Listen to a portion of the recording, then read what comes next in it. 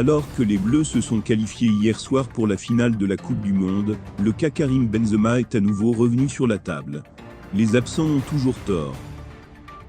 Karim Benzema ne peut pas dire le contraire, alors que les Bleus ne sont qu'à un seul petit match de remporter la Coupe du Monde. Un tournoi où le Ballon d'Or 2022, attendu par toute la planète football, espérait décrocher un titre majeur en sélection, lui qui avait été absent en 2018 en Russie.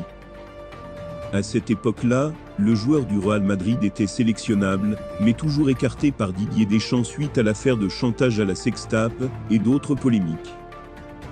4 ans plus tard, le footballeur âgé de 34 ans a manqué d'un rien le mondial au Qatar.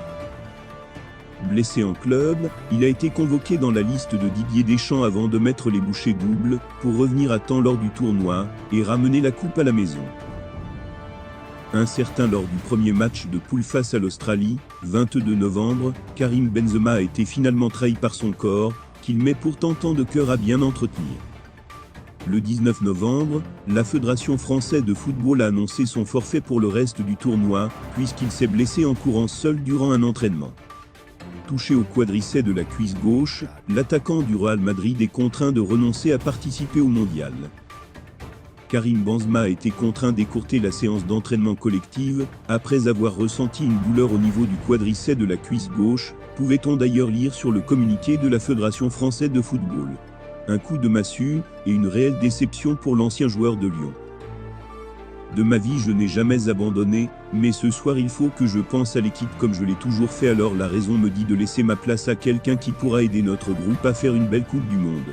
Merci pour tous vos messages de soutien, avait-il publié sur Twitter. On pensait ce dossier clos. Mais rapidement, son cas a fait couler de l'encre.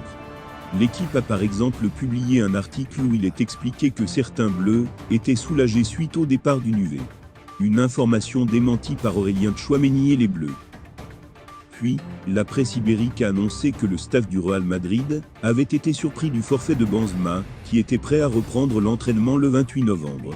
Rapidement, TF1 avait démenti en assurant que le joueur allait s'envoler pour quelques jours de vacances à l'île de la Réunion. La question avait même été posée à Deschamps en conférence de presse, qui avait démenti. On se disait que le débat était enfin terminé. Mais voilà qu'il est reparti de plus belle ces derniers jours. Tout d'abord, plusieurs personnes, notamment sur les réseaux sociaux, ont pointé du doigt le fait que le Madrilène ne publie pas de message d'encouragement pour son pays.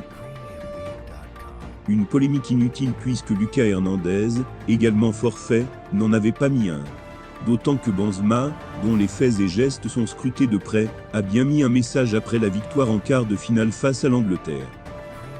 Allez les gars, encore 2 matchs, on y est presque, derrière vous, vamonos dièse à les bleus. Hier soir, il a publié une story Instagram, une photo des Bleus, avec le message en finale, et des émojis flammes. Et si jamais il y en a qui avaient encore des doutes, les Bleus ont mis un terme au débat ces derniers jours.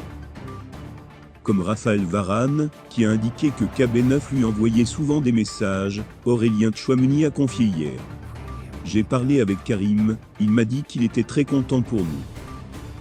Une nouvelle mise au point, qui n'empêche pas Benzema de faire parler de lui.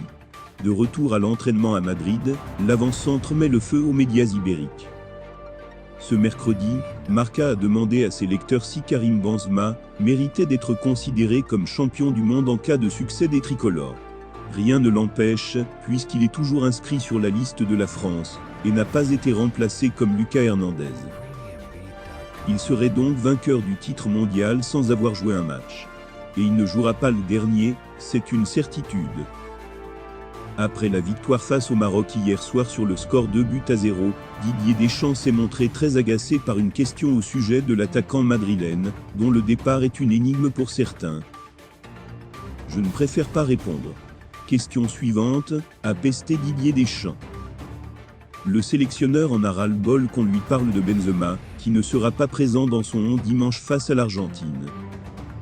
En revanche, il pourrait bien être présent au stade pour soutenir les Bleus et éventuellement soulever la coupe avec eux. AC Mundo Deportivo indique, en effet, que le Real Madrid a donné carte blanche à son joueur. Malgré le fait qu'il se remette de sa blessure, il sera donc libre d'assister à la finale face aux Argentins dimanche au stade de Lusail.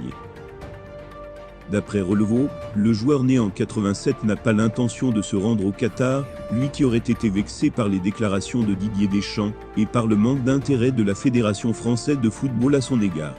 La suite au prochain épisode.